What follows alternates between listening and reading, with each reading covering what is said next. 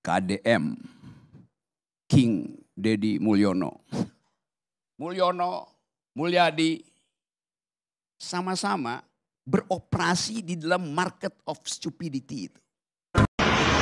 Entah siapa yang salah, ku tak tahu. Entah siapa yang salah, ku tak tahu.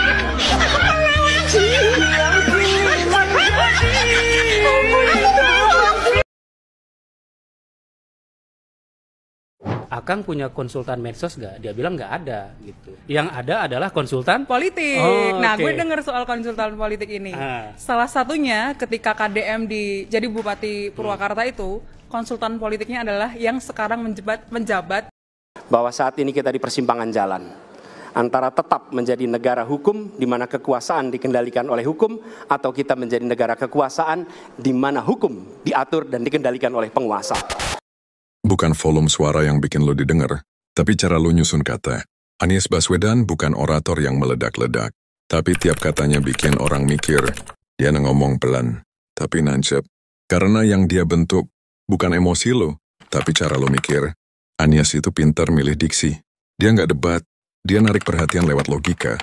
Bahkan yang nggak suka dia, kadang diam-diam kagum cara dia ngomong. Lo nggak harus pintar bahasa, cukup ngerti kapan harus diam, dan kapan harus nembak kata yang tepat. Ngomong itu soal kendali. Anies ngajarin, kalimat pendek bisa ngatur ruang. Ngomong itu bukan buat didengar, tapi buat ditanam di kepala orang. Belajar ngomong kayak Anies, supaya lo nggak cuma didengar tapi dipikirin. Follow kalau lo siap upgrade cara lo ngomong. Halo, Assalamualaikum warahmatullahi wabarakatuh. Apa kabar sahabat Hendris? Semoga sahabat Hendris dimanapun berada tetap sehat, tetap semangat. Seperti biasa sahabat Hendris, welcome back to my YouTube channel, Hendris Media. Oke, sahabat Hendris, di pagi hari yang cerah ini sambil ngopi dulu guys ya. Kita akan melihat nih ya, bagaimana perbandingan antara Anies Baswedan, sepak terjang Anies Baswedan dengan KDM, Kang Deddy Mulyadi yang sekarang lagi viral-viralnya di konten YouTube-nya di Indonesia, bahkan dengan aksi-aksinya. Dan tapi sebelum itu kita lihat dulu bagaimana respon tanggapan dari Anies Baswedan dan juga KDM yang mengenai ini ya, kritik dari masyarakat. Bagaimana respon mereka? Yuk kita dengarkan sama-sama. Check it out. Ingin dokumentari dari soal mengkritik pemerintah ini Pak Anies. Karena Pak Anies menjadi salah satu ya sosok yang sering dikritis Pak Anies ya. Saya di pemerintahan, gini kita bertiga di pemerintahan ini. Jadi Bapak di mantan pemerintahan. Jadi kalau berada di wilayah publik, maka kupingnya nggak boleh tipis. Kita dengarkan saja. Bila ungkapan disampaikan dengan akademik, baik-baik saja. Bila ungkapan kritik dilakukan secara kasar, itu ekspresi kemampuan dia dalam mengungkapkan. Tapi bagi saya yang sedang bekerja, ini semua adalah ungkapan pendapat rakyat. Baik yang mendukung, baik yang tidak mendukung, baik yang mencaci, baik yang kata-katanya kasar. Makin kasar kata-katanya, itu makin mempermalukan dirinya sendiri, bukan saya. Jadi saya tidak perlu merasa masalah. Dan yang kedua, jangan tempatkan misalnya seperti Jakarta sebagai masalah pribadi. Jadi ini Jakarta nih, saya tempelin di sini. Gitu ya, jangan baper. Jadi jangan bawa perasaan. Ini Jakarta nih, ini kita bahas nih. Ada yang mengatakan plus, ada yang mengatakan minus. Saya sedang diamanati selama 3 tahun terakhir ini mengurus masalah di Jakarta. Apakah masalahnya baru mulai 3 tahun terakhir? Tidak, masalahnya sudah ada lama. Dan kemudian ketika orang mengkritik, rileks saja. Anggap itu bagian dari ungkapan pandangan. Karena itu saya ketika melihat ketika ada kritik keras, kemudian ada bahkan caci maki. Diserang buzzer juga sering ya di sosial media. Iya, bahkan begini, makin keras itu sebetulnya ini adalah catatan yang akan dibaca oleh anaknya dan oleh cucunya di kemudian hari. Dan ketika saya hari ini menjawab, jawaban saya juga jawaban yang akan direkam. Ini beda dengan dulu ketika catatan itu tidak ada. Hari ini apa yang kita katakan akan terekam hampir permanen. Ya, ada jejak digitalnya Karena sekarang. itu termasuk bagi buzzer, Ya. siapapun yang berungkap itu, jangan sampai di kemudian hari harus mendelete yang ditulis. Ketika seseorang mendelete yang ditulis, maka itu sebenarnya dia sedang mengatakan saya malu pada diri saya sendiri. Nah, jadi saya kalau melihat ini proses demokrasi. Dari dulu sebetulnya ada ini, Mbak. Apa bedanya? Dulu obrolan warung kopi tidak terdengar. Kenapa? Karena tidak ada medianya. Hari ini ngobrol warung kopi terus tweet. Ngobrol di mana terus tweet. Jadi dulu telinga hanya 2, sekarang telinga ada 1000, ada 2000. Tapi kritik itu bukan hal baru. Kalau berada di wilayah publik maka dia harus siap untuk menjadi kotak pos kritik dari siapapun. Nah, ini berbagai pihak mulai mengepung kembali dengan berbagai stigma sebagai gubernur konten, Mulyono Jilid 2, gubernur pencitraan, dan berbagai tayangan lainnya yang sengaja dibuat, yang tujuannya untuk apa sih? Tujuannya satu, mereka itu ternyata sangat memperhatikan pada saya, sehingga apapun yang saya lakukan, mereka komentari, dan saya menyukainya. Dan ini dilakukan kebanyakan bukan orang Jawa Barat, tapi orang luar Jawa Barat. Artinya kelihatannya banyak warga yang di luar Jawa Barat kesel sama saya. Karena kesel sama saya, akhirnya tiap hari merhatiin saya. Karena merhatiin saya, apapun dia buat dalam setiap hari. Dari mulai video-video saya zaman kapan, itu dianggap video hari ini. Video saya yang lagi bikin adukan, itu sekitar 6 tahun yang lalu, dibuat seolah-olah saya gubernur hari ini kerjanya ngaduk untuk bikin konten. Tapi bagi saya, nggak ada masalah. Terima kasih ya, telah berupaya terus menggiring opini, mengarahkan publik agar saya dibenci oleh warga. Yakinlah, cinta yang sejati tak akan pernah bisa dipatahkan oleh berbagai upaya untuk memisahkan antara saya dan warga saya untuk saling menyayangi. Banyak orang yang kisah cintanya justru menjadi kisah cinta dramatik karena terlalu banyak orang yang iri untuk memisahkannya. Salam untuk para buzzer dimanapun berada. Tetap semangat, sebanyak-banyaknya bikin konten negatif tentang saya agar Bapak dan Ibu bisa ngebul dapurnya. Orang yang sudah berada sebagai penyelenggara negara, dia harus tahu bahwa kata-katanya, tindakannya adalah kata-kata negara. Tindakan negara, bukan pribadinya. Dan dia 24 jam atas nama negara. Nggak ada, Sabtu Minggu saya sedang tidak lagi negara. Enggak. Karena itu, ungkapkan dengan adab, ungkapkan dengan nilai-nilai. Dan nilai-nilai itu semuanya, termasuk nilai simpati, nilai empati, nilai kasih sayang, nilai ketegasan. Menurut saya, bertindaklah sebagai negara, jangan bertindak sebagai orang perorangan, tapi sebagai negara dia harus mengungkapkan hal yang dia bisa pertanggungjawabkan. Saya pernah menjadi penyelenggara negara, saya pernah jadi gubernur, dan kritik macam-macam, dari mulai yang faktual, fiksi, sama fitnah. Itu 3F ada semua di situ. Terus apa kemudian marah-marah? Nggak usah. Saya tidak menempatkan Jakarta itu dalam badan saya. Saya tempatkan Jakarta dalam pas ini. Nah nih, ada orang yang mengkritik Jakarta, maka dia sedang mengkritik urusan yang saya sedang mau perbaiki juga. Bukan mengkritik saya. Mengkritik saya lah. Dipindahin tuh, nggak di sini nih, pindahin di sini nih. Jadi nggak usah emosi. Biasa saja. Memangnya masalah yang ada di Jakarta itu baru ada sesudah Anies jadi gubernur? Enggak lah. Itu masalah sudah ada bertahun-tahun. Kali itu saya sedang menjadi gubernur. Ada kritik tentang Jakarta. Ya saya jawab, saya koreksi. Apa yang harus dikerjakan? Apa yang harus diperbaiki?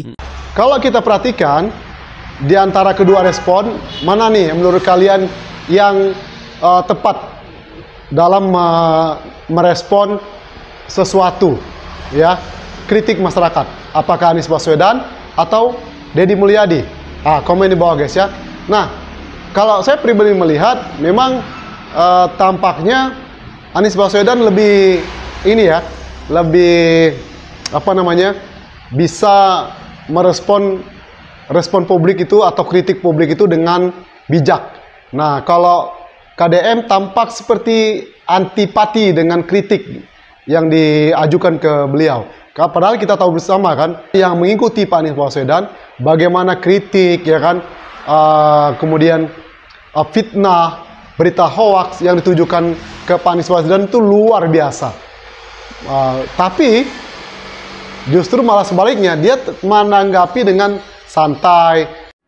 Kita tidak bisa mengontrol pendapat orang lain tentang kita, tapi kita bisa mengontrol bagaimana kita merespon atas situasi yang kita hadapi.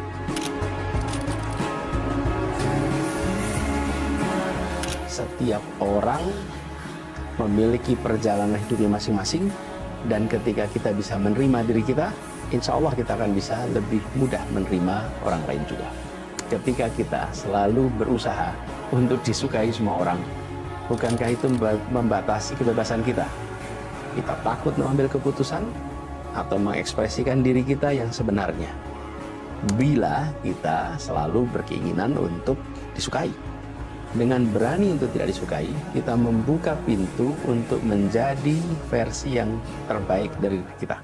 Misalnya ada yang demo saja, dia tidak kabur, ya, malah mendatangi pendemo tersebut. Karena ada seorang pemimpin yang di demo malah kabur. Komen di bawah siapa kira-kira guys ya. Nah dia tidak, dia malah datangi itu loh, pendemo. Pendemo saya didatangi, apalagi cuma kritik. Jangankan kritik ya, difitnah gitu ya, dicerca. Belum lagi yang buzzer-buzzer yang memfitnah di media sosial gitu ya. Yaman lah, itulah, pokoknya banyak banget. Tapi dia santai, tidak ada orang yang dihukum atau dipenjara atau diadukan ke polisi saat dia menjadi gubernur DKI Jakarta waktu itu. Ya, coba perhatikan di media sosial. Saya kadang-kadang miris juga loh, hebat banget nih Pak Anies Baswedan ya. Tidak mau membalas, tidak mau melaporkan. Beda dengan Jokowi, ya. Kalau orang yang bersimpangan dengan Jokowi malah dilaporkan. Banyak sekali laporan ya yang karena tidak suka dengan Jokowi, mengkritik Jokowi itu dilaporkan. Nah, ketika Pak Anies Baswedan tidak. Jadi beliau tidak anti kritik. Nah, beda dengan KDM. Ya, sekarang lagi viralnya ya, dengan aksi-aksi konten-kontennya. Wajar dong ada orang yang berspekulasi, ada yang memberikan kritik, Mulyono Jilid 2 lah, pencitraan lah, YouTube konten, apalagi sekarang di Tempo itu dibongkar kalau mengenai Raja Sunda. Jadi ada Raja Jawa, ada Raja Sunda. Nah, KDM ini Raja Sundanya ini. Akang punya konsultan medsos nggak? Dia bilang nggak ada gitu. Yang ada adalah konsultan politik. Nah, gue denger soal konsultan politik ini. Salah satunya ketika KDM jadi Bupati Purwakarta itu, konsultan politiknya adalah yang sekarang menjabat di sekitar istana. Nah, dia ini dulunya jadi ketua cabang Golkar di desa. Gitu.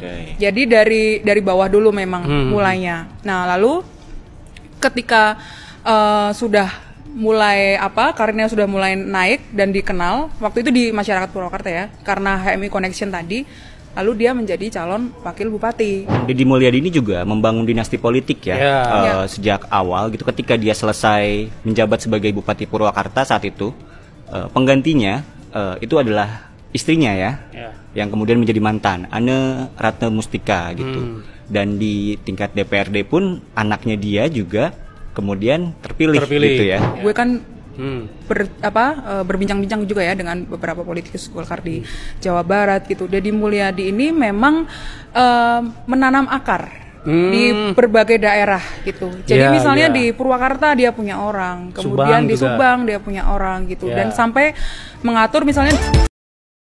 Ini menjadi euforia, nanti seluruh kepala daerah sibuk ngonten aja dia. Dia lupa ada warganya yang kelaparan, dia lupa ada jalanan rusak, dia lupa ada sekolah yang hancur, yang seharusnya dia pikirkan, karena sibuk ngonten. Pak Deddy ini orang sipil ternyata jauh lebih militer ketimbang orang militer. Tentara nggak pernah punya ide tuh mencari anak-anak nakal di SMA, kemudian dibawa ke barak militer gitu. Ini kok malah dia.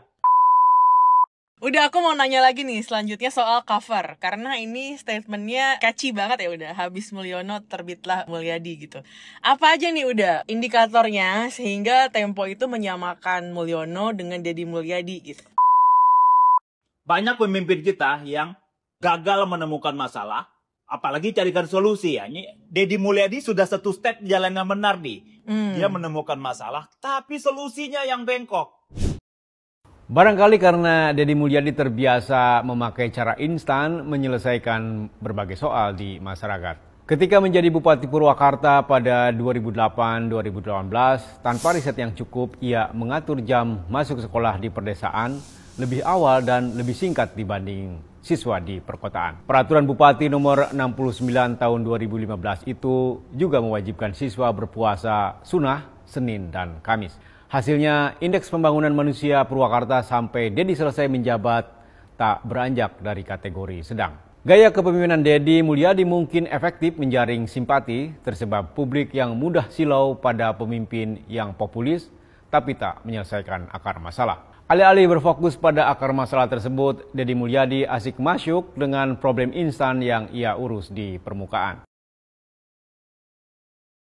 Nah kan, itu menarik kan guys ya.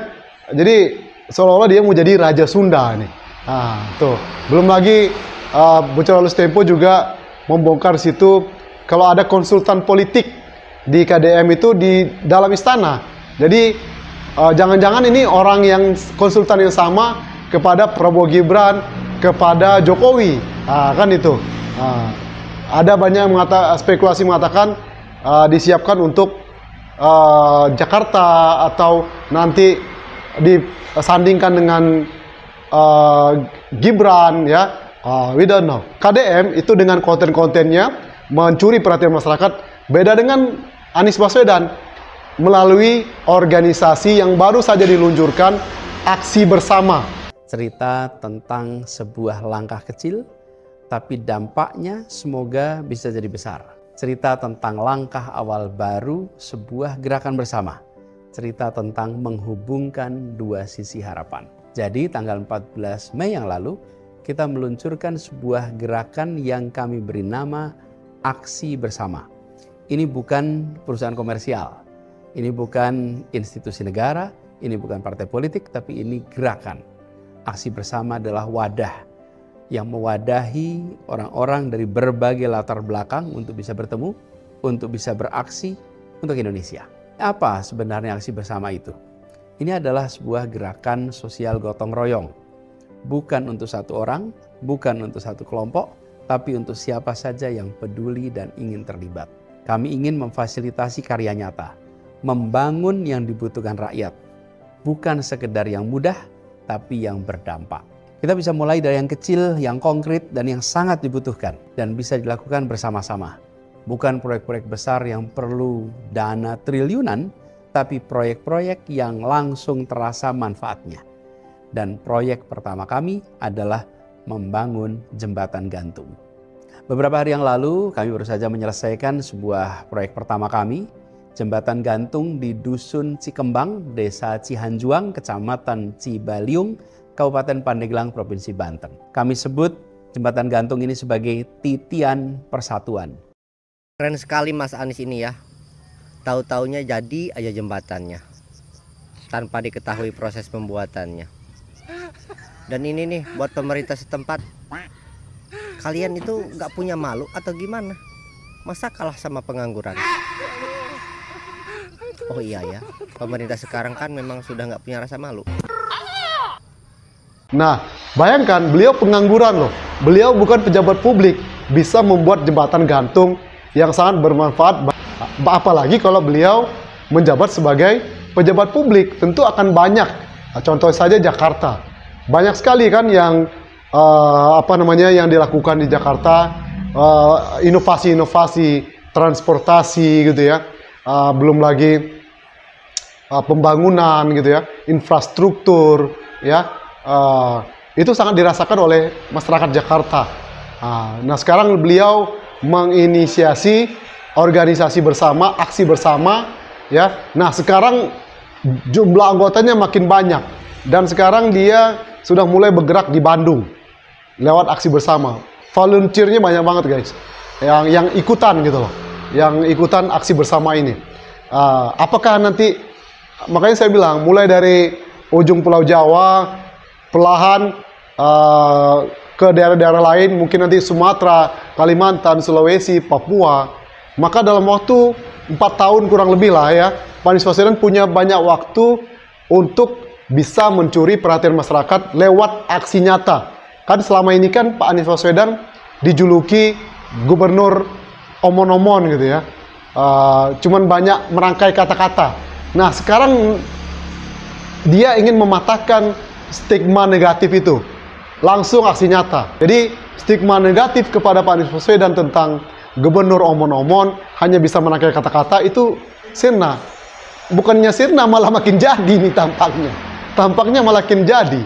Ada saja gitu loh. Mereka julid gitu loh dengan apa yang dilakukan oleh Pak Anies Baswedan. Sementara kita bisa bikin apa gitu loh. Kenapa kita julid? Paling tidak ini loh. Kita dilihatkan ada yang dilakukan, ada aksi nyata yang dibuat. Secuil, seupil pun itu sangat bermanfaat. Ya nggak? Kenapa kita julid gitu loh. Nah, kita bisa bikin apa untuk negara Republik Indonesia, untuk orang banyak? Hanya untuk komen, rebahan terus komen, ya nggak? Nah, jadi belajarlah untuk menerima, walaupun mungkin Pilpres kemarin tidak memilih beliau gitu ya. Tapi lihatlah, misalnya kan kayak Prabowo sekarang, kita lihat sisi positifnya di mana, kan gitu ya. Jadi lihat kebijakannya, lihat yang apa yang dilakukan. Mungkin beda pilihan di Pilpres 2024 itu hal yang biasa. Tapi kita jangan emosional hanya karena benci. Jadi benci terus benci, tidak mau membuka hati, pikiran kita untuk melihat sisi baik dari apa yang orang lain lakukan, ya nggak? Jadi mulailah membuka hati, pikiran. Kalau ada yang kurang tepat ya kita kritisi. Walaupun dulu Pilpres kita memilih si A, memilih si B, memilih si C, ya nggak? Tapi kalau bagus ya kita puji, nggak apa-apa, gitu ya. Oke? Jadi yuk kita ngelihat yang bagusnya. Sekarang KDM dengan aksi konten-kontennya ini. Apa yang bagus dari KDM kita ambil. Yang nggak bagusnya apa? Itu kita ini kan. Nah, dari sisi apa yang dilakukan oleh KDM dan Anies Baswedan sekarang, menurut kalian, nah saya ingin ngajak berdiskusi lewat komentar. Manakah langkah yang paling tepat nanti di 2029? Apakah langkah KDM dengan konten-kontennya atau langkah Anies sekarang lewat aksi bersamanya? Komen di bawah guys ya. Oke? Itu saja mungkin video kali ini. Sama ini, thank you for your attention. One more time, don't forget to subscribe, like, comment, and share. See you in the next video. Assalamualaikum warahmatullahi wabarakatuh. Bye-bye.